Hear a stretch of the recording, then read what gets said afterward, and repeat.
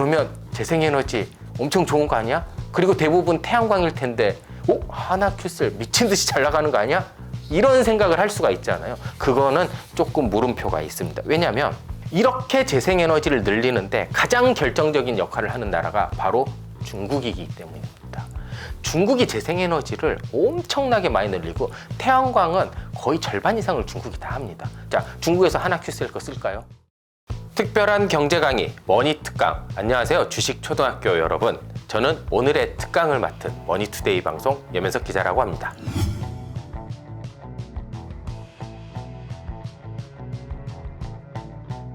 이게 COP28이라는 게 있습니다. 이게 산업이나 에너지에 이런 고위 관계자들이 모여서 우리가 탄소 감축을 얼마나 하겠다, 이거를 위해서 2050년 넷제로를 위해서 우리가 뭐 재생에너지를 얼만큼 하겠다, 뭐 원자력도 사용하겠다, 수소를 어떻게 하겠다, 이런 전체적인 얘기를 하는데, 이게 작년 12월에 두바이에서 11월 말 12월 초에 두바이에서 열렸었습니다. 이때 나왔던 것 중에 하나가 2030년까지 재생에너지를 3배 늘려야지 우리가 넷제로를 달성을 할 수 있다라고 합니다. 이거를 단순히 숫자로 말씀을 드리겠습니다.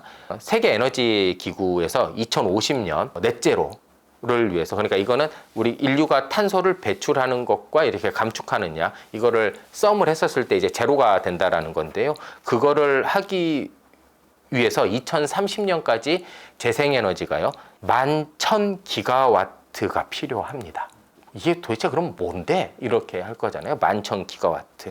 원자력 발전소 기준으로 얘기하면 쉬울 것 같으니까 11,000개가 필요하다는 거거든요. 근데 원자력 발전이 아니라 재생에너지가 11,000기가와트가 필요하다라고 한 겁니다. 근데 이게 지금의 상황, 지금의 정책, 그리고 지금의 상황으로 하면 세계 재생에너지의 용량이 2028년까지 7,300기가와트 정도가 될 수 있을 것 같아요, 최대로. 그러면 한 4,000기가와트가 부족하잖아요. 이거는 2년 만에 달성하기 조금 힘든 수치다. 그래서 이제 재생에너지만으로는 이제 2050년 넷제로가 불가능하다라는 이야기가 좀 많이 있습니다. 그리고 여기에는요, 한 가지 함정이 있습니다. 자, 우리가 작년 같은 경우에 2023년에 재생에너지 증가율을 보면요, 전년 대비 50%가 늘었습니다. 그러니까 2022년에 10을 했다 그러면 작년에는 15를 한 거예요. 그럼 굉장히 산업적으로 엄청 많이 한 거잖아요. 그러면서 510기가와트까지 늘린 겁니다. 그러면 2023년까지 재생에너지가 510기가와트. 그리고 이거를 맥시멈으로 달렸을 때 2028년 몇 년 남았죠? 한 5년 정도 남은 거잖아요. 이게 7,300기가와트가 되는 거예요. 그러면 이게 몇 배가 되는 건가요? 엄청난 증가율인 거잖아요. 그러면 재생에너지 엄청 좋은 거 아니야? 그리고 대부분 태양광일 텐데 하나큐셀 미친 듯이 잘 나가는 거 아니야? 이런 생각을 할 수가 있잖아요. 그거는 조금 물음표가 있습니다. 왜냐하면 이렇게 재생에너지를 늘리는데 가장 결정적인 역할을 하는 나라가 바로 중국이기 때문입니다. 중국이 재생에너지를 엄청나게 많이 늘리고 태양광은 거의 절반 이상을 중국이 다 합니다. 자, 중국에서 하나큐셀 거 쓸까요? 안 쓰겠죠. 자기네들 거 쓰겠죠. 그리고 또 많이 늘릴 수 있는 예상 후보지가 인도랑 브라질입니다. 자, 인도나 브라질, 최근 브릭스라고 들어보시죠. 그 브릭스의 확장판이 들어간 나라들입니다. 중국과 함께요. 자, 그러면 어떻게 될까요? 얘네들이 우리나라 거 쓸까요? 중국 거 쓸 가능성이 큽니다. 그리고 신흥국이잖아요, 다. 돈이 많지가 않아요. 싼 거를 써야 되는 거죠. 자, 그러면 선진국, 유럽이나 미국도 당연히 많이 늘리죠. 하지만 여기에는 정책적인 불투명, 그러니까 4가지 정도의 불투명한 가능성이 하나 있습니다. 지금 경기가 너무 안 좋아요. 그래서 거시경제상 이렇게 재생에너지에 많은 돈을 지속적으로 투입을 할 수 있을까에 대한 물음표가 있는 겁니다. 그리고 재생에너지를 확충을 하려면요, 반드시 필요한 게 있습니다. 그리드 확충을 해야 돼요. 우리가 이게 쉽게 말하면 전선을 많이 깔아줘야 된다는 얘기예요. 그러면 그 전선을 얼마나 깔아야 되냐? 우리나라 기준으로만 해도 10년 동안 20조가 필요해요. 전선 까는데, 교체하고 이렇게 하는데. 20조, 그거 지금 감당이 안 돼서 한전이 해라, 정부가 해라, 누가 해라, 지금 막 이렇게 싸우고 있거든요. 그럼 우리나라 정도 세계 무역 10위 안에 드는 이런 우리나라 이 수준에서도 이 정도인데 이런 뭐 인도라든지 브라질에서 이런 전선을 다 깔 수 있을까요? 그것도 약간 물음표가 있는 거고요. 세 번째, 개발도상국일수록요 굉장히 힘든 장벽이 하나 있습니다. 바로 행정입니다. 행정이 불투명해서 이게 막 승인 내주고 허가받고 이래야 되는데 발전 사업들은 이게 또 힘들어요. 그리고 결정적으로 네 번째, 금리 많이 올랐잖아요. 자본 조달이 힘들어집니다. 사실상 2022년만 하더라도요, 글로벌 자가 한 1% 미만이었었어요. 글로벌 금리 기준으로. 근데 그게 지금 5% 넘게, 5배 넘게 올랐거든요. 그러면 그만큼 재생에너지에 투입돼야 될 돈이 많이 들어가는데 그 돈을 파이낸싱 하는 비용도 늘어난다는 거죠. 이렇게 되면 사실상 이 목표는 좀 힘들다. 그리고 지금 뭐 인도라든지 뭐 브라질이라든지 이런 나라들이 갖고 있는 가장 큰 불만 중에 하나가 뭐냐면 우리가 기후위기를 우리가 했냐? 선진국 니네들이 다 해놓고 왜 우리까지 너네 기준에 맞춰야 돼? 라는 물음표를 항상 가지고 있거든요. 이거에 대해서는 뭐 아직 계속 뭐 논쟁도 있고 여러 가지 뭐 대안도 많이 나오고 있고 하는데요. 이 문제 결코 간과할 수 없습니다. 그렇기 때문에 재생에너지가 예를 들어 뭐 태양광이 몇 배가 는다, 풍력이 몇 배가 는다.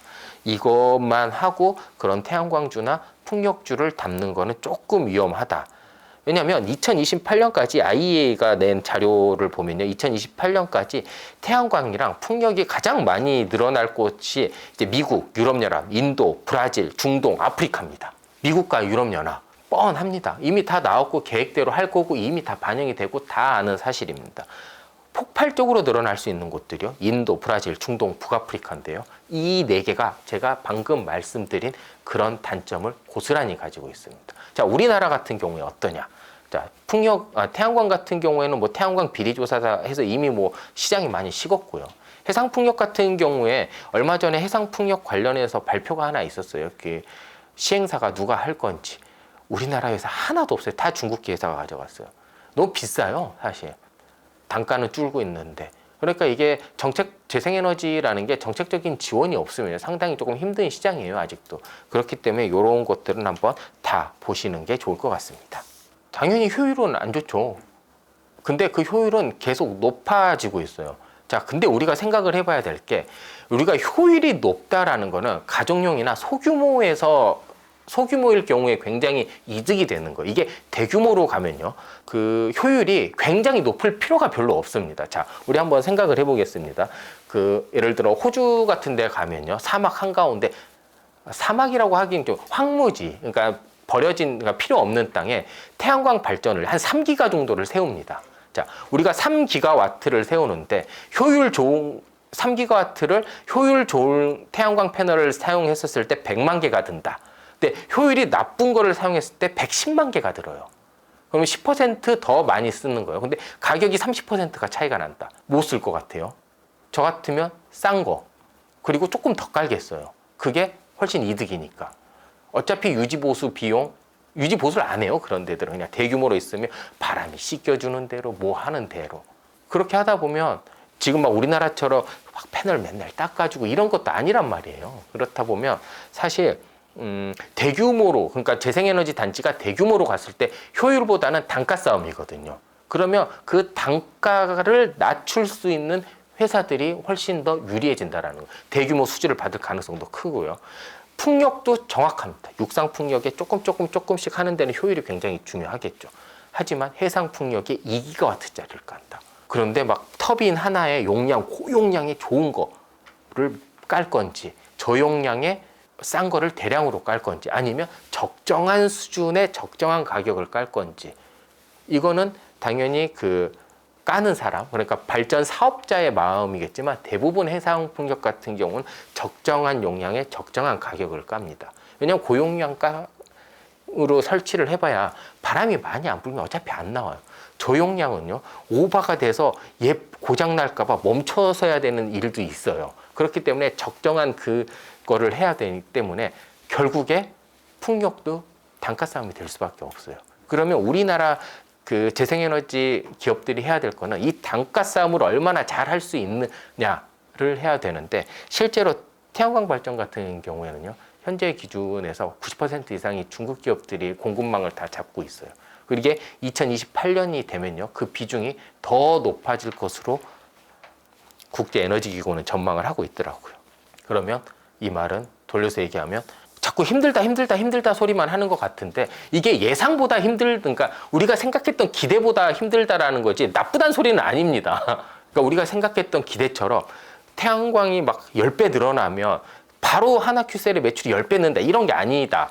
그러니까 당연히 늘어나겠죠. 왜냐하면 그 대규모 태양광 단지를 할 때에도 어느 한 기업이 다 맡아서 할 수는 없고 뭐 여기는 광이 좋으면 여기에서는 좀 바짝 당겨야 되면 효율 높은 걸 쓸 수도 있는 거거든요. 그러니까 여기에 다 들어가겠다라는 그런 기대감을 조금 조심을 해야 된다라는 얘기입니다. 이게 제가 아까 말씀드린 그 CCUS를 저는 가장 1번으로 꼽고 싶고요. 두 번째는 이제 수소 분야입니다. 그 수소라는 게 굉장히 먼 미래의 이야기일 수도 있는데 생각보다 가까운 미래일 수도 있습니다. 왜냐하면 이게 수소부터 말씀을 드리면 수소가 되게 좋다라고 말씀을 드리는 게 기존의 시스템을 그대로 이용을 할 수가 있어요. 여러 이제 외국 박람회 같은 데를 가보면 우리가 휘발유로 가는 엔진들 있잖아요. 그러니까 석유로 돌아가는 엔진처럼 수소로 돌아가는 엔진들을 많이 개발을 하고 있습니다. 지금 되게 대형 사이즈의 엔진들이 나오고 대형에 비해 출력이 작은데 이게 효과적으로 잘 줄어들면 진짜 수소차에 수소를 우리 액화 수소를 이렇게 주입해서 가는 것처럼 그런 시대가 올 수도 있고 아니면 뭐 진짜 물 넣어가지고 물에서 전기분해가 돼서 수소가 나와서 이렇게 나갈 수도 있는 거고요.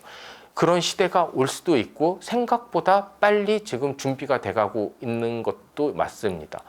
그렇기 때문에 이제 수소를 만드는 산업들이 있는데 대표적인 게 뭐 촉매 산업이 있을 거고요. 재생에너지 사업, 그 다음에 이제 저장 산업, 그 다음에 그거를 이용해서 이렇게 운송 시스템으로 바꾸는 사업 이런 것들이 있는데 한번 좀 뭐 지금 당장은 아니니까 좀 시간을 갖고 공부를 해보시면서 그런 관련 산업군들을 잘 보시면 되는데 수소를 보통 하는 데들이 가스 회사들, LNG, LPG를 많이 했던 데들이 수소를 많이 하고요. 지금은 이제 석유 기업들도 수소를 많이 하기 위해서 투자를 많이 늘려가고 있는 걸로 알고 있습니다.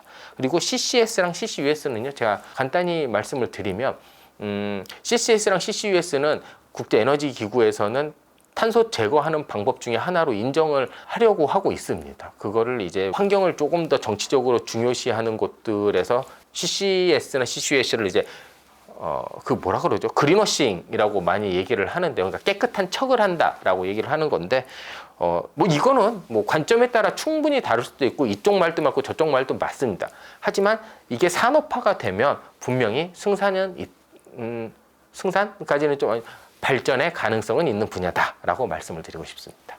탄소 포집은 내가 이거를 하나 만드는데 뭐 예를 들어 10의 탄소가 나왔어요. 그러면 이 10을 내가 집진기라든지 이런 걸 이용해서 딱 잡아서 탱크에 넣어놨다가 그 탱크를 저기 광구로 가져가서 요 밑에 빈 곳에다가 넣는 거예요. 이게 탄소 포집, CCS라는 거고요. 탄소 배출권은 내가 이거를 만들 때 탄소가 10이 나왔잖아요. 그러면 이 10을 배출할 수 있는 권리를 돈을 주고 사오는 겁니다. 얘는 배출은 하고요. 네. 이게 기업마다 내가 탄소 배출을 얼마만큼 할 수 있는 줄여야 되는 것들이 있어요. 예를 들어 뭐 대표적으로 석유화학 업종이나 정유 업종, 철강 업종 같은 경우에는 탄소를 많이 줄여야 되잖아요. 근데 이거 내가 다 줄일 수가 없잖아요. 그럼 배출할 수 있는 권리를 어디서 사와야 돼요. 그러면 예를 들어 뭐 김 PD가 석유 회사를 가지고 있어요. 그래서 탄소를 지금 100을 줄여야 돼. 근데 100을 줄이려고 하다 보니까 시설 투자를 너무 많이 해야 되고 지금 바로 또 안 나올 것 같아요. 올해 당장 100을 줄여야 되는데 뭐 어디서 100을 사와야 되잖아요. 봤는데 제가 나무를 심는 사업을 하고 있어요. 나무를 막 미친 듯이 심어가지고 나는 이제 이 나무를 이용을 해서 탄소 줄이는 게 100이 된 거예요. 그럼 나는 그 100만큼의 권리가 있잖아요. 그러면 이거를 이렇게 돈을 주고 사가는 겁니다. 그러니까 무슨 사업을 하는지 모를 수 있어요. 나도 똑같이 석유화학 회사를 할 수도 있는데 나는 시설을 엄청 빵빵하게 해서 100을 줄여야 되는데 200까지 줄일 수 있어요. 그럼 나머지 100 남잖아요. 그럼 그거 팔 수도 있는 거고요. 양이 할당량이라고 해서 그 할당량 받을 때 굉장히 치열합니다.